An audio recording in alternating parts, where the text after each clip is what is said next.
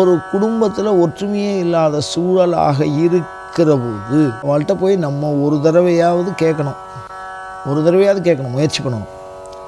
நீங்கள் வாங்கோ, கோயிலுக்கு வாங்கோ, இல்லை அவளுடைய பிரதி குடும்பத்தோடு வர முடியலன்னாலும் யாராவது ஒத்தராவது வாங்கோ அப்படின்னு கேட்கணும். அப்படி இல்லை அப்படின்னா அவளுடைய உபகாரம், அதாவது துணி வஸ்திரம் அதை மாதிரி ஏதாவது ஒரு பொருள் எடுத்துன்னு போகலாம்.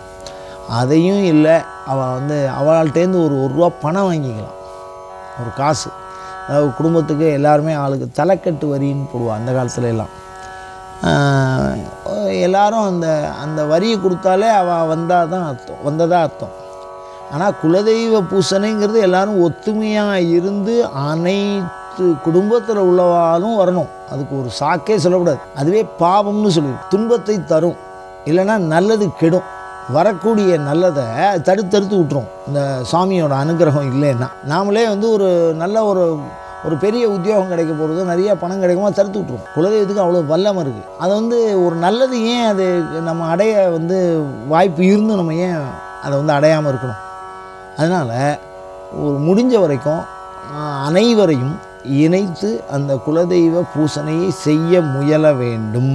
ரெண்டாவது, பிராயச்சித்தம்னு ஒரு தன்மை கட்டுவா. அண்ணா தம்பி பிரச்சனை, அக்கா தங்க பிரச்சனை, இது மாதிரி குடும்பத்தில் எந்த பிரச்சனையாக இருந்தாலும் சரி, ஏதோ ஒன்று கேட்டிருப்பா, ஒன்று சண்டையாக இருக்கும், அவள் கூட நான் வரமாட்டேன், என் கூட அவள் வரமாட்டா, குலதெய்வம் நான் தனியாக பூஜை பண்ணிக்கிறேன் அப்படின்னு சொன்னால் அது இரண்டாம் பட்சத்தில் உண்டான பலன் தான் சொல்லியிருக்கு. அனைவரையும் சேர்த்து தான் அழிச்சுன்னு போக சொல்லியிருக்கு. வேறு வழியே இல்லை அப்படின்னு சொன்னால் அதுக்கப்புறம் தான் அவள் பேரில் ஒரு தேங்காய் வாங்கி வைக்கணும். முழு தேங்காய். இந்த முழு தேங்காவை, அதாவது முறிக்கப்படாது, இந்த முழு தேங்காவை வாங்கி அவள் சார்பில் எனக்கும் இதுக்கும் தொடர்பு இல்லை, நான் அவனை கூப்பிட்டேன், அதாவது என்னுடைய உறவுக்காரர், நான் போய் இப்போ கூப்பிட்றேன், அவள் வரமாட்டேங்கிறா, அப்படிங்கும்போது நான் அவளை கூப்பிட்டேன், அப்படி கூப்பிட்டு அவள் வராமல் இருக்கா, அது என்னுடைய தவறு இல்லை அப்படின்னு சொல்லி அந்த தேங்காவை சாமிகிட்ட கொடுத்துட்டு அதுக்கப்புறம் நம்ம பூஜையெல்லாம் ஆரம்பிக்கணும். க்ஷமாபணம்னு பேர்.